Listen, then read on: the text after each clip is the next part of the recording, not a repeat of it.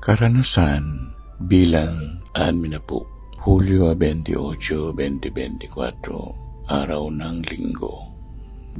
Umalis na ang bagyong si Karina. Sa lugar namin, hindi naman kami masyadong naapektuhan ng bagyo. Mga basura lang na nagkalat. Nung Sabado, nagradyo ako ng kundi manit ibaba. Dinugo ako uli.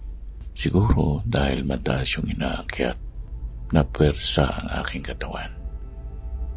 Pumunta sa bahay namin ang mag-inang Cielo at Bel. At sinabihan ko si Cielo na natural lang na umiiyak ang bata. Pero hindi dapat patulan dahil yun ang anyo paano niya sasabihin ang kanyang nararamdaman. Isang malaking pagkakamali na paluin ang bata kapag umiiyak. Magtataka kasi siya sa isipan niya na mali ba ang umiyak?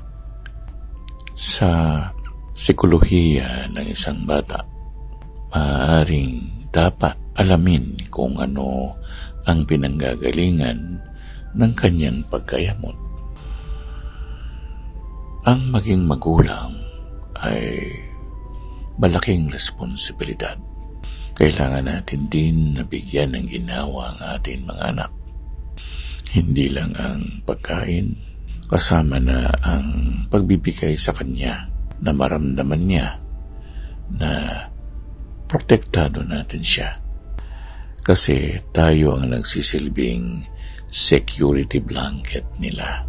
Kaya nga, kapag umiyak ang bata, mas maganda na yakapin. Kargahin, yakapin, huwag paluin.